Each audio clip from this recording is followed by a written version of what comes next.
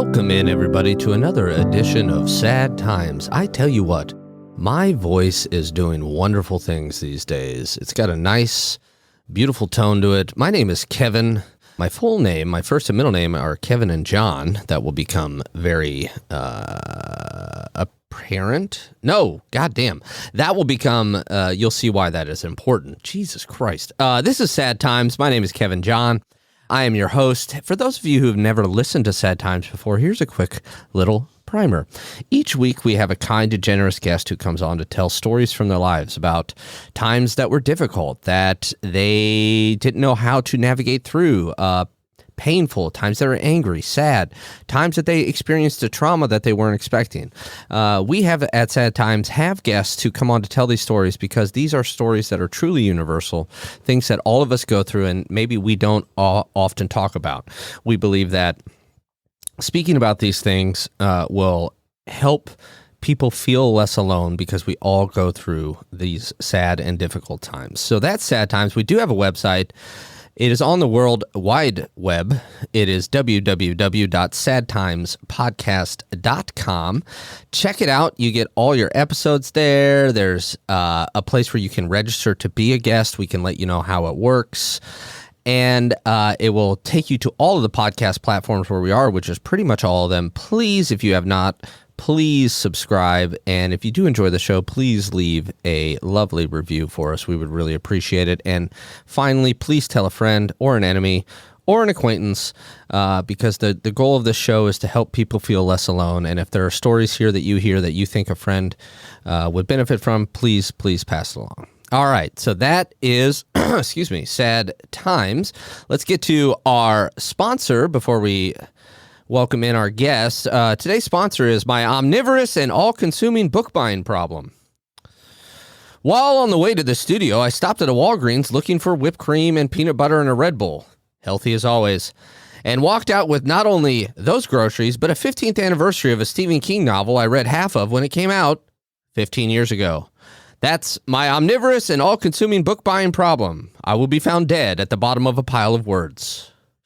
Wow. All right. And it is a problem. I mean, I just sold 13 boxes of books, and it's like I'm on a race to get those books back in another form. Thank you. As always, please support our sponsors using the code FAKE. That's FAKE at checkout. All right. We have paid the bills. It's time to move on to our guest. And this is a very special guest today. He is not only a guest on Sad Times, he is my uncle John, who I am named after, my middle name. Spelled, how's it spelled, John? Jon. You're goddamn right. No H. No H. Only Beetle John gets an H. That's for you, bro. Right. John, how are you, sir? Well, I'm doing great. If I were a dog, I'd be wagging my tail. Oh, that's good. That's good. I love dogs. Do you have any dogs? We used to. We used to have standard poodles, and unfortunately, we've outlived all of them several times over. And I think I just saw a cat ear.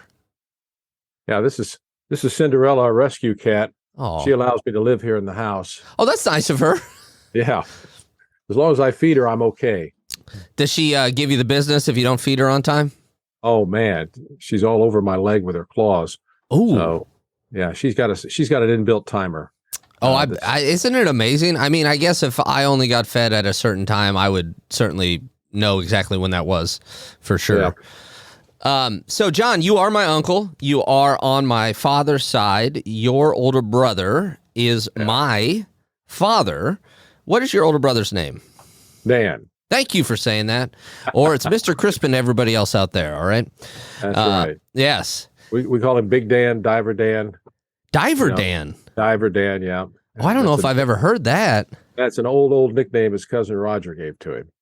Okay, and Roger, was that on the Crispin side or on the Myers side? On the Myers side. Gotcha. And how much younger are you than my dad? A little over 2 years, I think. Okay. And you grew up, and what was the name of the town you grew up in? Chrisman, Illinois. And that wasn't just like my grandparents weren't like, we need to live in a town that's like our last name. No. Where is Chrisman? It's 88 miles due west of Indianapolis, 68 miles due east of Decatur on Route 36. Wow. 158 miles south of Chicago off Halsted Street on Route 1, and 13 miles north of Paris. All right. Well, that is the single best answer I've ever been given, especially about the location of something. I now know exactly. I mean, I've of course been there, but I couldn't have said any of that shit. I love that you know how far it is from Halsted Street in Chicago. I used to make that trip often when I lived in Chicago. And how long did you live in Chicago? I lived there a couple of years, and I was there for two blizzards, the one of 1967 and then one of 1978. Wow. Both were pretty bad. Yeah. The blizzards in Chicago are no joke. I've been told. What'd you say? I said there have been worse now since then, I'm told, but these were the worst up to that point. Yeah. 1967, you would have been like 14. Yeah. We went up on a field trip, and we're kind of stranded in this big hotel as this blizzard came through, and we finally got out of town. So that was an excitement. Wow. That'd be quite the field trip. So Chrisman is a small town, and tell us about where you grew up, because it's one of my favorite things to relate to people when I'm talking about, my dad and my dad's family, is where you guys grew up. But tell us a little bit about your early life and growing up in Chrisman. Okay, well, until 1956, we lived in a home in town where my father had built, and that was nice. But he had an opportunity to buy this big old farmhouse from the surviving daughters, and it was 3 miles outside of town. And Dad had done a lot of work on it because old houses need a lot of work, and he was enamored by it. Had a growing family, 5 children, and decided this would be the perfect place for him to be, raise his family, continue to have his contracting business, and possibly be a gentrified farmer. He even bought some livestock at one time. Oh, really? What kind of livestock? They were just cattle, and we had chickens. But he loved horses, and so he had a pair of Palominos that he really enjoyed riding, and he and Karen would ride those, my oldest sister. Mm-hmm. And each of us were given a horse when we were old enough, and we all had our pratfalls with the horses, but it was fun learning to ride. I bet it was. I've never ridden a horse. Well, they've been calling for you, Kevin. They have. I just keep sending them right to voicemail, though. Yeah. So you growing up on a farm, so you would have been about what, 3 or so when you guys moved there? So that's really the only home maybe that you really remember? Yeah, I have scant memories of the first home. We visited it from time to time because we knew that the folks that bought it and moved in. So that was fine. But growing up out on the farm, it was 3 miles outside of towns, and so it wasn't part of the town culture, town environment. It was something completely different. And so we sort of grew up outside of what we considered to be, what the town kids experienced. They were a mysterious type of being that we weren't all that used to, and didn't feel all that comfortable when we were alone around them. But you said, you're the fourth of 5 kids, and if you're out there 3 miles outside of town, you guys probably spent, obviously a ton of time together, but how did that go? How was the dynamic with the 5 of you guys? Well, we all had our ups and down moments. If we were going to be wrong, we were going to be wrong at the top of our voice, because who could hear us? Who would care? Yeah, and good point.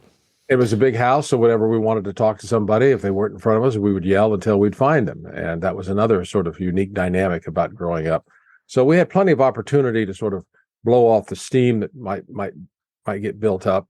Also, 2 older sisters who kept us younger brothers in line, not letting us, hit on them or, strike them or do anything harmful, because they were bigger than we were, and they'd give it back to us. Mm-hmm.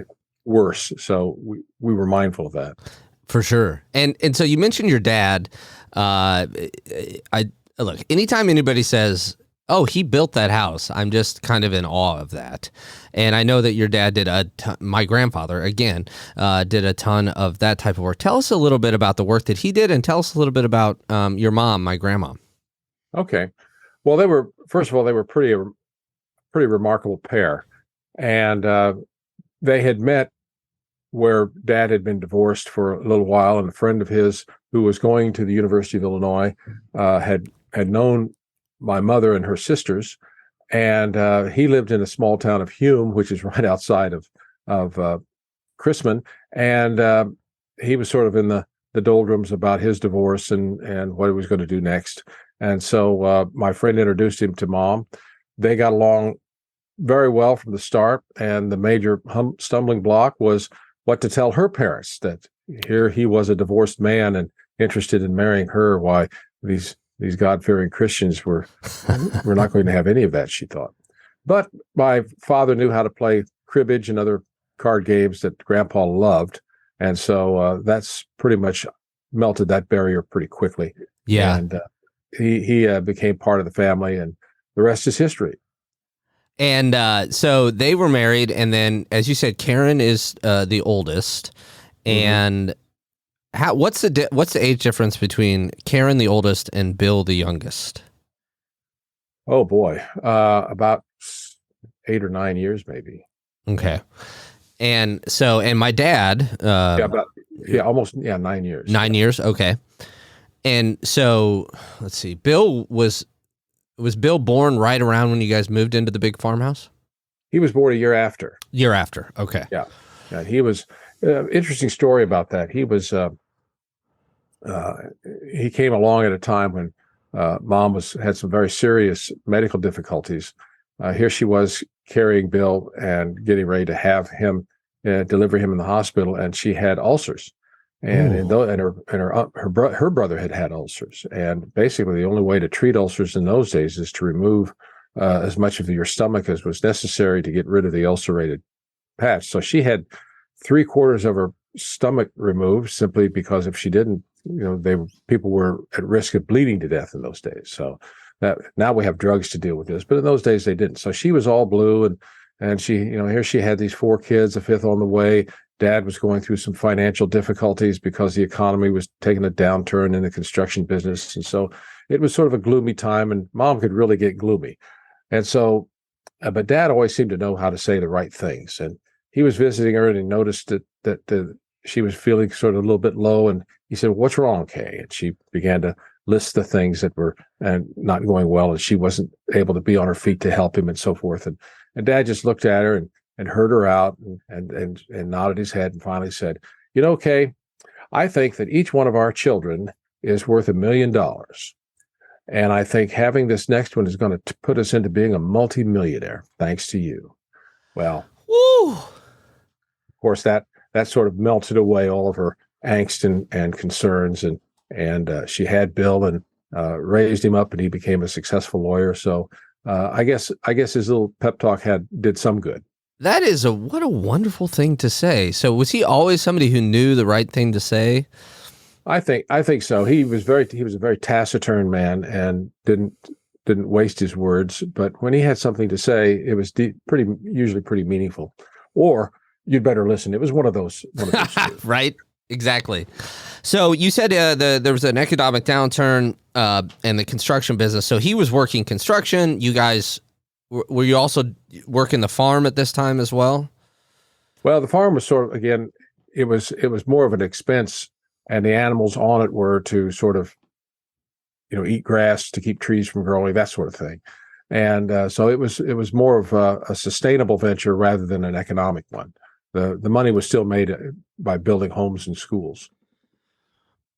Gotcha. Okay, so there's 5 of you. Tell us about, when was it, what year was it, I'm going to do a little spoiler here, that you guys decided to open the restaurant in the home? It was around 63, and we finally opened in 64, I believe. Okay. We weren't open very long before Dad had died. Yeah, so let's, when you and I were talking before, I believe it was last week, you were talking about, I think you said you were about 11 years old, maybe, and, farmland, so there's tons of acreage, and you're just mowing and mowing and mowing, and then you're going to mow some more. And you told me about a premonition you had while you were mowing. Can you talk to me about that, please? Yeah. We were there was some concern about Dad's health, even when his younger brother had a heart attack and died. In those days, there wasn't much one could do. If you had a heart attack, you either survived it or you didn't. Then there wasn't much intervention that could be done.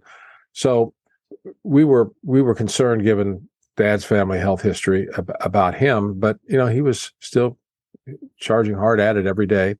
But that started to niggle at me, and I started to be thinking about, well, gee, if something happened to Dad, what would you do? What would life be like? And so out there pushing that mower over that big yard got me thinking about those kinds of thoughts. And I tried to push him out at first because I didn't want to think about something like that. Heck, I'm just a kid. Who deserves to think about that? Right.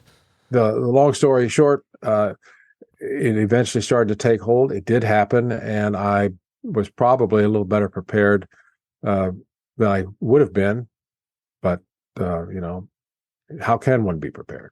I honestly, I have no clue how one could be prepared for that. And you're talking that he passed away and you would have been 10, 11?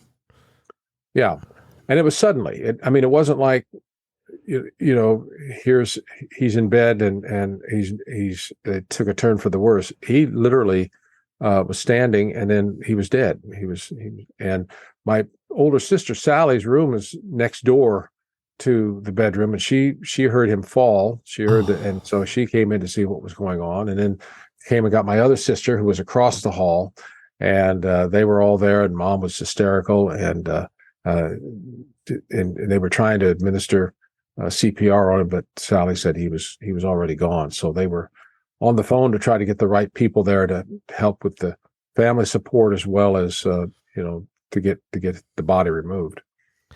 And all this time, Dan and I were fast asleep. We had no idea that any of this was going on. And then Mom came around the next morning and told us both. And that, of course, was a macabre experience for her. And it was very difficult. I finally said, well, so I guess it has finally happened. That's what I said to myself. And poor Dan was caught completely by surprise, and it hit him sideways. So it was not a pleasant morning for him. Oh, I can't, or any of us. Yeah, I cannot even imagine. I think that you said, I really cannot imagine. I think that when you were describing it, you described it as something ripped out of the fabric of life. To lose. It happened so suddenly. Yeah, it happened so suddenly that things were going along one way. We were all striving, struggling, moving along life's merry way, and then all of a sudden, this 90-degree turn takes place that basically changes the trajectory of our whole lives forever. How, as an 11-year-old, this is a strange question to ask. How do you grieve? How do you grieve that? You guys were, by all accounts, a very close-knit family. You guys were all out there on that farm together. How do you grieve something like that when you know that, okay, this has happened, and now we still have to go forward? We mentioned the restaurant. I think maybe you were in plans of opening the restaurant at this time, or it had opened. It'd been open. We'd been open almost a year. Not okay. Quite. So how did you grieve? First of all, we were very, very busy. We were busy with school, busy with the extracurricular activities, busy with working in the restaurant, keeping it a going concern, because it was not assured that we would all stay together in that house doing the same thing, continuing on. That was not a given. So there was a lot of uncertainty and just a lot to keep one distracted about the grief at hand. But grief is persistent. It has its way of getting its due one way or another, either immediately or over time. And that's essentially what it did for me. Is I was able to put it off for a while because things were busy, things were happening. But eventually, it got hold of me, and I had my spells of crying and so forth, and finally got that out of my system. And now it's a matter of remembering and making sure that I don't forget all the great times, however brief they were, that we had together as a family. Yeah, and you have done a wonderful job, and we're going to get to this a little bit, but you preserved a lot of the you took a lot of video because you became a filmmaker. You've preserved a lot of photos. It's very clear and obvious. I never met my grandfather because, my dad was 13 when he passed away. So that's all we, the grandchildren, have had as well. I of course met grandma, but so, and grandma, she was always, your mom, my grandma, was always she always struck me as somebody, a very strong person, very determined person, I guess I should say. Would you say that's a fair assessment? Yeah, I think she was. First of all, handling 5 kids across 9 years is like handling a team of wild horses. Each has their own unique set of circumstances based on whatever age they're going through, and for them, it's always a brand new event. So she gets to go through all events, significant life events, 5 times, and yet she didn't shrink from that opportunity to constantly try to steer us in the right direction. She was persistent about making sure that we did the right thing, understood why we were doing the right thing, and knew the right things to do. One of those was going to college. There was just never a doubt that we would not go to college. Whether or not we had any money to pay for it didn't matter. We were going to go. And she set aside my father's VA payments in separate accounts for us that were supposedly for her benefit to use in her raising of us with the daily expenses. But no, she put that away, so we'd have a little something for college to get started with. That's how she backed up what she wanted us to do. She backed it up with action, and that's typically the way it was throughout her life. She came from a strong family of strong men and women, and accomplished men and women, and she was no different. And how did we talked about your dad being in construction, doing some other things. How did the restaurant come about? Well, Dad had had some health scares. He'd even been in the hospital a time or two in the late 50s. And so Mom was thinking of, and this is the way they put it to us, if something should happen to your father, what would we do? And so your father and I came up with this idea that we would run a restaurant, because my degree is in dietetics, and I've run professional restaurant operations before, so this would be a good deal. Well, when they rolled that out to us, it seemed very logical, but I was totally against it, because I thought, who's going to come into our home? That's not going to happen. Right. And what they were really saying is, look, we've got a big house here. We have excess capacity. This is how we make it work. This is how we stay at home, and this is how we live. Well, Dumbo wasn't seeing that yet. So Dumbo being just for those, Dumbo was John referring to himself. Yeah. All I saw was a home invasion, but eventually we got into the spirit of things. Dad would bring home tables and chairs that he found, and we would paint them and get them all ready for the restaurant, and all kinds of preparation work we did together as a family. So by the time it was opening day, we were all pretty ready, and that concern about us having a restaurant was no longer a concern. It was, we were full on, we were doing it. I think that's the wonderful thing that I think about is painting, all of you guys painting those tables and chairs and just kind of doing this all together. That just, I don't know, that hits me really. Well, really. Some of the paint actually got on the tables and chairs. That was the remarkable part. What was the name of the restaurant? It was called Hardy Hall Dining Room. And it was named Hardy Hall after its original owner and builder, Howard Holt. And Howard had a huge dining room in the house, and it had a huge table that would seat 26. Wow. And on one wall was the built-in China bureau, and it had in leaded glass Old English letters HH on 2 of the doors. And somebody asked, well, what does that mean? And Mom didn't have a snappy answer until one of Dad's workmen provided it for it. He says, well, just call it Hardy Hall. And she said, why is that? She says, well, look at all these damn kids around here. They're all hardy as hell. And upstairs is the biggest damn hall I've ever seen. So just call it Hardy Hall.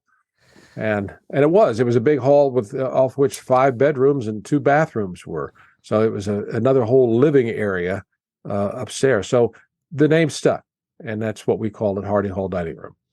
Okay, and to follow on what you've been saying, you got 5 kids there. You guys are everybody worked at the restaurant, right?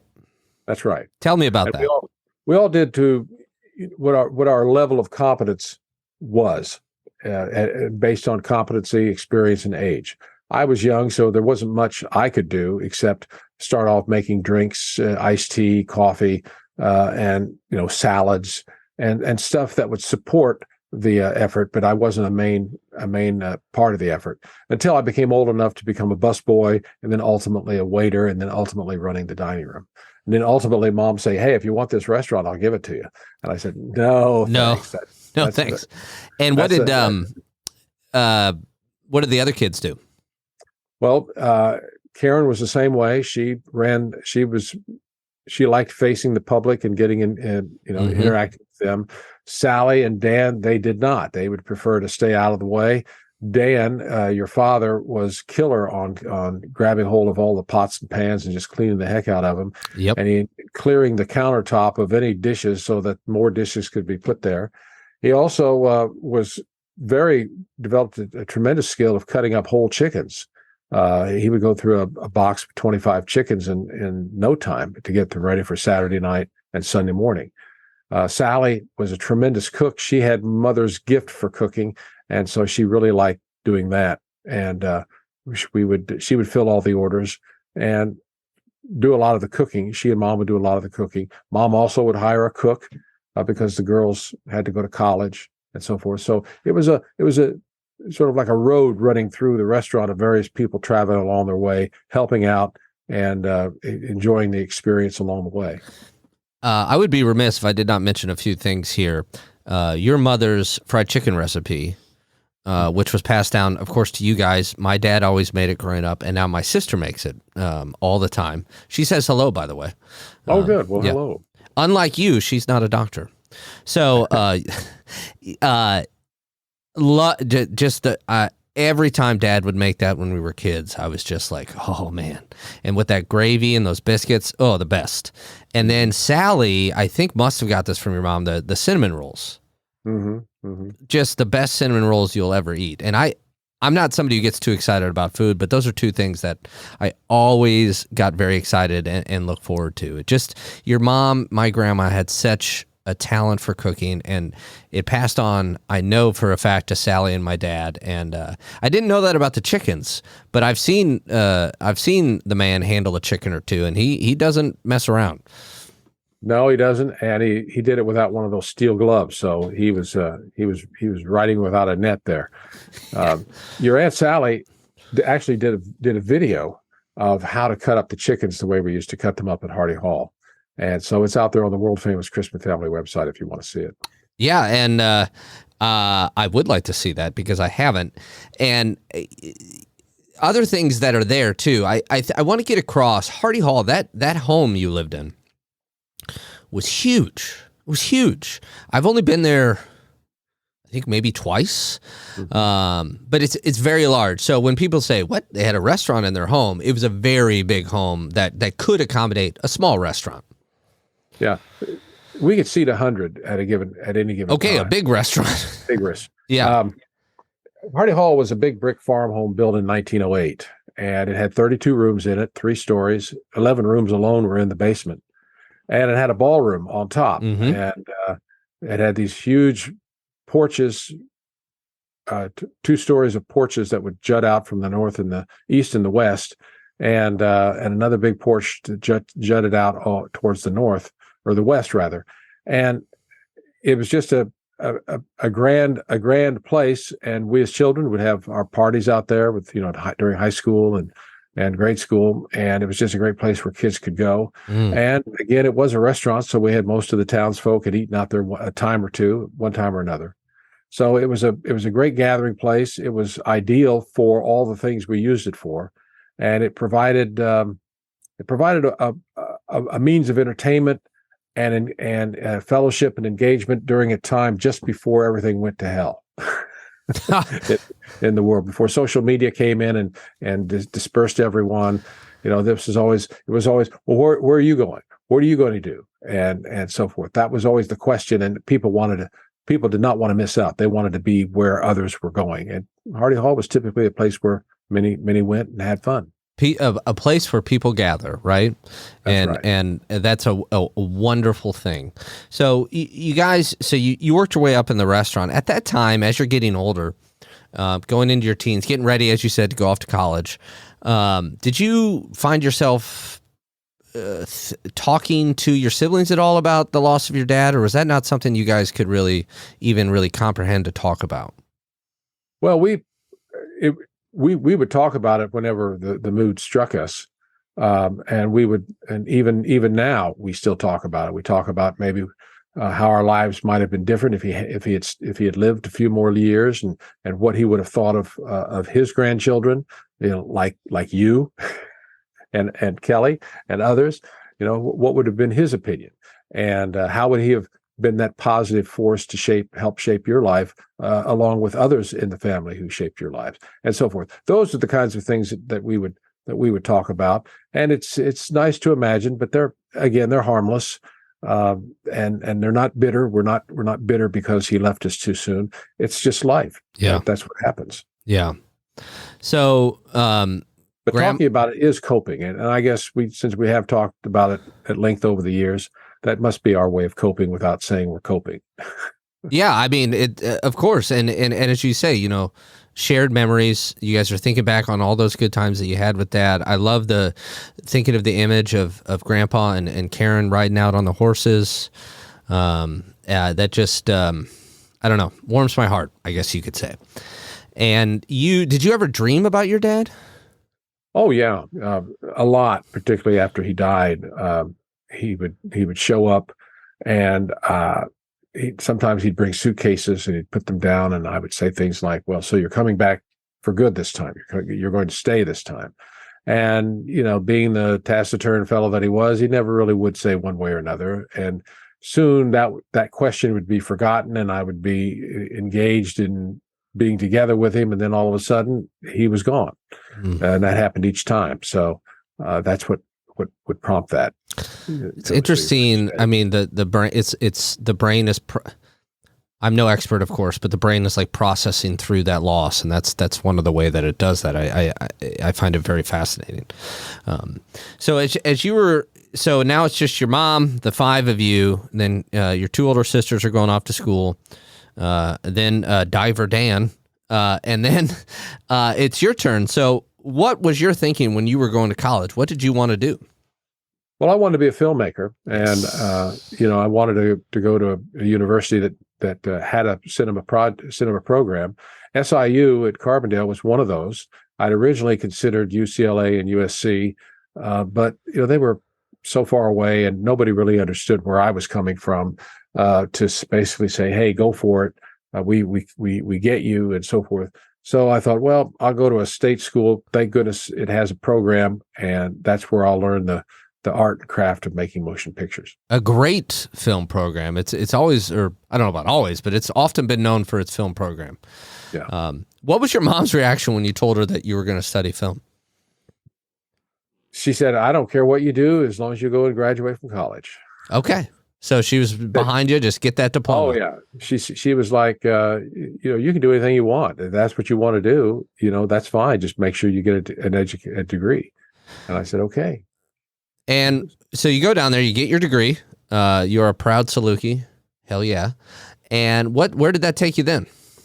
Well, I did a number of things at Southern. One of the things. I was one of those AV guys who drove around in those Cushman scooters all over campus delivering screens and projectors. I guess they don't do that anymore, but in those days, those things had to be delivered. So I was one of those guys that was doing that. In addition, I was also one of the guys that was filming the football games for the coaches.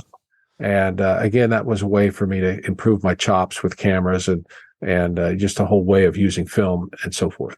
So that was a lot of fun, and it prepared me for life after college, which was trying to get into the film business. And I was hired on to a motion picture that was shooting out in Stanton, Virginia, a horror film. Since it's this time around Halloween, people should watch it. It'll scare them.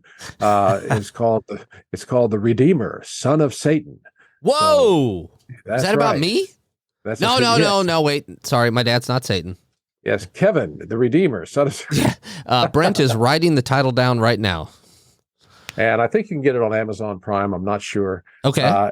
It's a VHS, but it was made at the old Stanton Military Academy before it was sold to the girls' school next door. So it was quite a gothic movie set, and a lot of killing. I was the chief of set construction on it. Oh, but they also needed a bit part player, and I was the disc jockey at the Sleazy Singles Bar, and my name was Rendezvous. So that was Rendezvous. That's right. So there's one of my star credits right there. You better believe I'm going to be watching this movie. And how old were you at this time? Oh, I was in my 20s. Okay, just gotten out of college. And then you, let's go back to. I want to talk more about the relationship with you and your mom. You told me a scary but funny story about how you were in the crib as a little baby. Tell us about kind of how you'd be put. I'm assuming you'd be put to bed or put down for a nap or what have you. And then, mom goes and does what she needs to do. Tell us about what would happen. Yeah, nap time's a happy time, not just for baby, but for moms too, because moms get to get rid of baby for a while. At least so my mother thought. And she would put me away in the crib. And one time she got a telephone call from a neighbor who lived a few blocks away, and he said, "Do you know where your son is?" And she said, "Sure, he's in the bedroom sleeping." He said, "Well, you'd better guess again, because I have somebody standing in front of me that looks a lot like him." And she went in and she was horrified to see that I had escaped and had wandered off down the street. And so she came back and she got me and put me back in bed. So from then she was never quite sure where I was. Another time was somebody called her and said, "You know where your son is?" And she says, "Yeah, he's sleeping." And he says, "Well, no, he's not. He's on your roof." On the roof? On the roof. So I climbed the television antenna tower and wandered off across the roof. And mom did not come up to get me, but she talked me calmly down so that I would come to her. And the neighbor next door said, "I thought your mother would I was so proud of her for being so brave and not passing out with you up there wandering on the roof trying to get you down." And so that was just another something. Were you scared up there? Do you recall? Not that I recall. No. Yeah, you're just like, hey, I was always hanging out anyway in trees. I climbed a lot of trees, and our home at Hardy Hall, I was the only one that would climb on the roof up there because it was so tall, and that also meant I painted it as well. So that was sort of my designated job. Anything up high, John gets to do it. Yeah. Oh, well, you and I do not share that trait. I hate heights. What did your mom say when you got off that roof, when she got you to climb down? Do you remember? Just don't ever do that again. And, you'll scare me to death. What made you do that? All the mother kinds of questions that have no answers. Yeah. You scared the hell out of me. Don't do that again. And to my knowledge, I don't know that I did, but, being number 4, mom had gone through everything with the other 3. And sometimes she would just look at me. She'd be so tired. She'd look at me and sort of say, "Well, you're just going through a phase." And I would think, well, that would make me frustrated, because no, I'm not. This is unique to me. This is brand new. This is not a phase. And in reality, it was. It was just another part of life I was experiencing, and it was manifesting itself in some poor behavior I was exhibiting. And she would just be very patient and just shake her head and say, "This too shall pass." I talk a lot on the show. I don't have any kids. I just admire the hell out of, admire anyone who raises a child, there's got to be nothing harder than that I can think of. And to raise 5 and then with a partner and then lose that partner, and keep everybody on the right track, off the roof, as it were, all that stuff is just incredible to me. And you talk about how tired she must have been. I cannot imagine the exhaustion she had, especially if she's running a restaurant. I mean, think about running a restaurant and not having to chase kids around.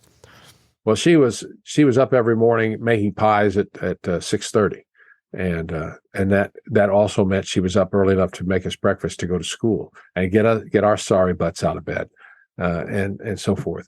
So she was very, very strong, very very duty bound.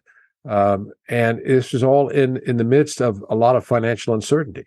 There was no guarantee that we would be open one year to the next, and so we had certain key days that knew we'd make or break our year, such as Thanksgiving. Mother's Day was the biggest, Christmas, Easter. So if we made those days, we were going to be okay. If we didn't, well, there was storm clouds on the horizon.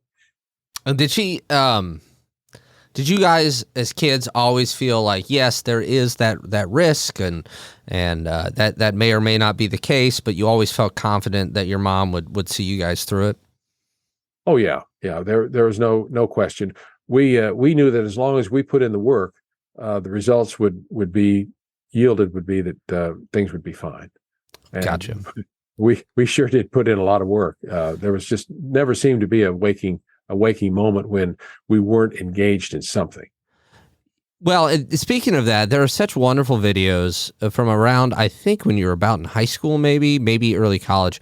Would it be a 16 millimeter camera that you had there on the farm? And how did your mom and the rest of the family feel about being filmed when you would film them? Mom was a natural, and she didn't seem to mind it very much. Sally and Karen, Sally, she'd run hot and cold, but for the most part, they were sort of used to John wandering around with his camera, and it didn't seem to bother them too much. And years later now, they've enjoyed seeing what they used to look like. So I love watching those just to see my dad, with dark hair, coming up with those it's very similar glasses to what I'm wearing right now. Yeah, it's a really touching thing to see. So you're kind of passionate about things. You're passionate about film. You're kind of going to do what you're going to do. And you also developed a love, I believe, for motorcycles, correct? Yeah. I got to ride motorcycles early in life. I was about, 12, 13. And we also, and that was a lot of fun. We also, some of the neighbors would have them. We would go out baling hay, and all of us would just get green as Martians. And if we ended up ending a job in the middle of the day, we wouldn't go straight home. We would go down to some creek bed somewhere, and we'd strip off and basically go swimming and get rid of all this green hay and everything all over us. And then we'd wet down the bank and make a slide in the mud and have a tremendous time. And then when we wanted to get out and dry off and get ready to go home, we'd all each take a turn riding a motorcycle up and down the road with no clothes on, and we would be air dried. Wow. And so that was beginning of the love of motorcycles. Did your mom know you were riding a motorcycle? That you guys had no idea. Yeah, that's probably for the best. Nothing would have surprised her, but she didn't know it, and a lot of times she chose not to know. So that was fine too. So that started, and then I would ride motorcycles whenever I could. I'd borrowing them, ride friends, and then ultimately I bought one, and didn't tell Mom about it, and rode it until I got hit by a car, and then she had to know about it by that time because I called her from the hospital. Well, wait a minute. Okay. One, obviously you're okay. Thank goodness. How did that occur? How did the accident occur? Well, I found out later it's the most common of motorcycle accidents, where you're coming to an intersection and the car facing you does not yield the right of way, but turns in front of you because they just didn't see you. And I swore this driver saw me because I was looking straight at him, and I thought he at me, but he was giving me that 1,000-mile stare beyond, and turned right in front of me. I hit his car, flew over it, landed in the street, and was sort of disoriented for a minute or two. And the ambulance came, and it was right in front of the old student union at Parkland, downtown Champaign. Hell yeah! So everyone got a nice show. And they came and they took me to the hospital, and they said, you better stay here for a while. I said, why? I feel fine. They said, well, you won't feel fine tomorrow. And they were right. I stayed 2 days. So it was pretty Did painful. you break anything? Not a thing. That's good. Just a sudden, it wasn't the flying through the air. It was the sudden stop that did it. That's yes, the stop. So when you called your mom, she didn't know you had a motorcycle. Tell me about that conversation. Well, in the beginning, Mom had always said, no son of mine who lives under my roof is going to have a motorcycle. I said, okay, got that. So the minute I went to college, I bought a motorcycle. Thought, well, So I was telling the doctors said, you got, I was a minor, so you have parents. We need to contact them. And I said, oh, we can't do that. She doesn't know I own a motorcycle. Well, this just cracked them up. They thought that was the funniest thing. What do you mean she doesn't know? And I told them the story, and they said, oh, this is too much. So they said, well, you got to call her. And I said, well, no, I don't want to. He said, well, would you rather have us call her? And I said, oh, okay, give me the phone. Yeah, there you go. Mm-hmm. So it was between the lunch and evening meal, and Mom was just sitting down to having lunch. And when I called her, and she said, I said, how you doing? Fine. And just finished, and we're sitting down here. And she was about 60 miles away. So she was a distance. And I said, oh, by the way, I've got hit by a car. I've been in an accident, and I'm in the hospital. What? And she said, are you okay? I said, yeah, fine, no problem. Well, I'll be right there. I said, no, you don't have to, Mom. It's such a long way. Oh, no, I'll be right. So she gets there, and she walks in the room, and she looks at me with that look, and she says, John, do you own a motorcycle? And I started laughing. I said, so they told you, I guess. I said, well, I used to, but not anymore. And what did she say? Now, what did she say to that? Because that is a pretty good response. Well, she said, I said, well, you told me no son of mine would own a motorcycle. So I thought, well, why bother telling you? Well, yeah. All she could do is shake her head. Yeah. So this is before you were in Southern Illinois then? This is when you were at Parkland? Yeah, that's right. So after college, then you went to Stanton. You worked on the Redeemer, Son of Satan. And then where did you head out? When did you head out to Los Angeles? Well, first of all, I got a job working for the University of Wisconsin Extension Photographic Media Center, making educational industrial films for the state of Wisconsin and the university. So is that how we got the short film It's Only Rock and Roll? That's right. One of my guarantees was a sample reel, and that was the sample reel.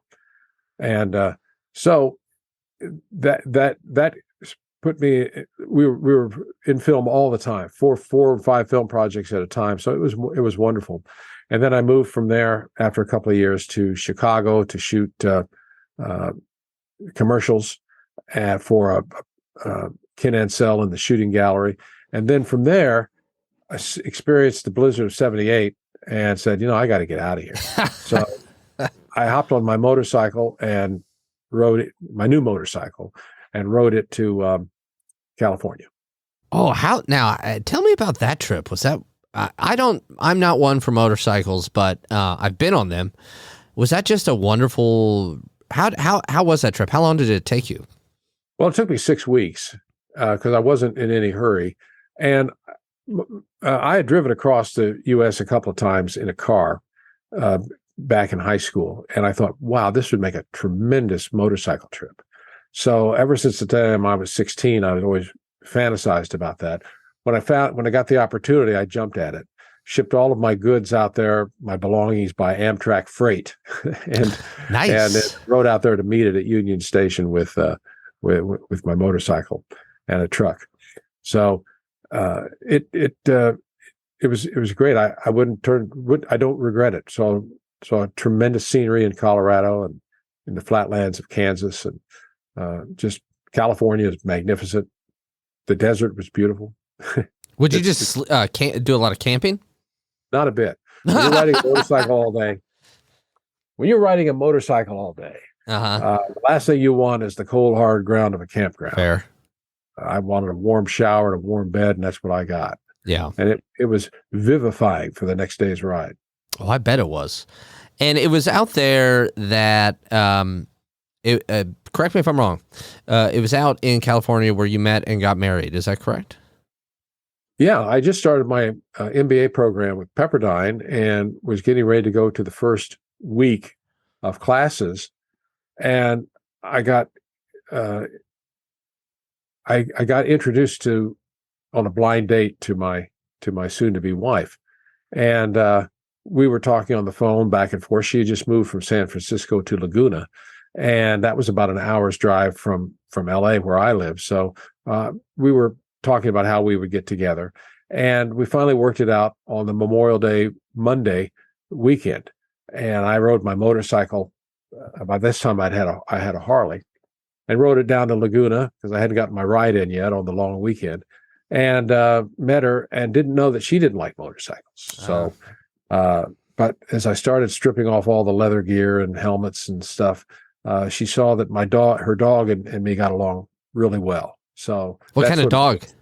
It was a standard poodle. Oh, okay. So that's where we got, okay. Mm-hmm. That's where we get all the standards. Okay. So that ended up being a door opening, and we filled the rest with a positive relationship that lasted 39 years. And you had my cousin, one son, and that's right. And when you had David, you told me that was really when what you call the genealogy bug kind of kicked in. Tell me about that. Well, we were in Southern California, and the rest of the family is back in the Midwest. And I was concerned that David was going to grow up and not know his family. And so I started looking around to see of ways to preserve information so that he would be a part of that. And I happened upon this website called My Family back in the late 90s, and started putting information in there. And all of a sudden, that's when the genealogy bug bit me. I had no idea that I was even interested in that sort of thing. And come to find out that in my family, I am the only one interested in that sort of thing. It's rare. Yeah. And over time, people, family members would give me information, tell me stories about, their lives and what had happened. And this is how I was able to sort of piece together where I came from, where we came from. And that was in itself a fascinating exercise. And I'm still learning. There are still mysteries to uncover about our weird family. Yeah, I have some really close friends. One of them is my mentor, basically Brent's mentor too, by the name of Bill, a past guest of the show, who's a huge genealogy guy. And I can appreciate it from afar. And I bet you if I did what like you're describing, if I started to look into it more, I might get really into it. I just never have. But I remember at your sister, my Aunt Sally's 70th birthday, you and I talked for a little while about kind of where the family came from and all that stuff. And it's just never something, for whatever reason, I've thought too much about. But it's always so fascinating to hear. And then this has kind of led to, as you said, the Crispin family website and all of those wonderful memories that are just there for people to see. Well, and it wouldn't have happened to me, I don't think, if I hadn't had a son or a child. And really what sparked it was the need to pass on some information that I thought would be helpful and valuable in David's development. It didn't dawn on me that I would be affected this way. It's kind of like the Romans, they built all these roads in order to extract loot easily from their colonies and to provide troops to quell disturbances in their colonies. And yet all that remains today of the Roman Empire are the roads. And so that's kind of what happened to me. Was I expected to share something that David would see valuable, and I would remain unaffected. Well, it's the other way around. I got affected, and David, gee, Dad, that's nice. Not too interested in it. Okay, that was going to be my next question: is if it bit David at all, but no, Not a bit, not a bit. no, And I don't blame him for it. It's just something that you get bit by or not. yeah. So you nowadays, tell us a little bit. Just you, as I made mention, because I try to every episode to make mention that my sister is not a doctor, because I'm a jerk, and don't shake your head like that, Brent. That's not nice. Tell us just what you're doing now. You are a doctor of education, right? I'm a doctor of business administration. Okay, MBA. got that wrong. Well, I teach university courses in graduate business, marketing, leadership, basic typical MBA courses, and do so for my university, Columbia Southern University. I was also the provost there at one time before stepping back and wanting to come home and not live at the university. So that's afforded me this opportunity here in rural North Carolina. And you showed me a video that you had made about why you teach, and you said something that that really struck me. Tell me the main thing about tell me a few reasons why you teach and kind of relay that, because I think it's a really wonderful viewpoint on the whole idea of teaching. Because before I shut up, I will opine that I do believe teachers continue to be heroes. And so to hear your perspective on teaching is something that I really admire. Well, thanks. My philosophy is to be the guide on the side rather than the sage on the stage. And I want to be taught the way that I wanted to be taught, not the way I was taught. Traditional education teaches in a certain way. You don't know anything, therefore I am going to be the arbiter of your knowledge, and so you'd better respect me, the knowledge deliverer, and so forth. Well, I worked all through college, and you had to go out there and strive and work hard in the real world. Why do you have to work around these false boundaries in the classroom? So I decided if I'm ever a teacher, that's not going to happen. And by responding quickly, promptly to students who are out there on the end of a internet tether, who sometimes are feeling kind of all alone because they don't know how they're going to get an assignment done, they deserve that sort of prompt response and empathy and guidance on how to get back on track as quickly as possible. So that's where I came from, and teaching in adult classrooms is ideal for that. So I really think I stumbled on something I really enjoy. And how long have you been doing that, including the provost years? Off and on over 20 plus years. I was also teaching while I was provost and a vice president of academic affairs as well. And teaching in classrooms, standing up, proximate, face-to-face, and also online. So both have their merits, and both are enjoyable in different ways. Yeah. Well, I just guide on the side, not the sage on the stage. I love that. That's wonderful, especially since my high school mascot were the sages. And I was on the stage a lot, and then my dad would come to the plays that I was in. See the connection, yeah. Yeah. God, those seats, Kevin. I said, I know, they're not great. I know. You did a really good job in that Shakespeare play. Thanks, Dad. Well, listen, John, as we're wrapping up, I want to say this. You, as somebody in our family with the genealogy bug, have always been somebody that I've looked up to as somebody who is trying to really keep the whole family tradition together. It's interesting to learn where that came from with you having a son. And I've always admired that. And every time that you and your siblings, including my dad, are together, it seems to me as nothing but smiles and good humor. It's something that I've always aspired to. My sister and I are very close. A lot of that, I think, has to come back to you guys. And it's just a really wonderful thing. And to see where I came from and having even this discussion with you today has been a really moving thing for me. So I really appreciate you coming on. And as we're wrapping up, is there anything else that you wanted to say that maybe you didn't get a chance to say as we were discussing? No, other than the way we interact with each other is in part a way to cope with loss and to celebrate achievement. So the main thing is just keep engaging with your family and keep giving as good as you get, and it should turn out to be okay. I think that is wonderful, and you're exactly right.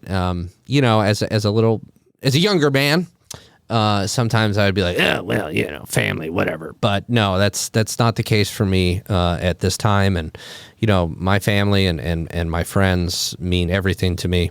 And just even having conversations like this make, as you said, give as you get. And so, John, I appreciate it very much you coming on, and really, really appreciate it. And I will go ahead and close the show as I always try to. By just reminding everyone that there is always room for kindness and grace, no matter the situation, and especially with yourself. I forget it every day, but I try to be kind and graceful to myself and allow myself that grace. So there is always room for kindness and grace, and we will see you next time on Sad Times.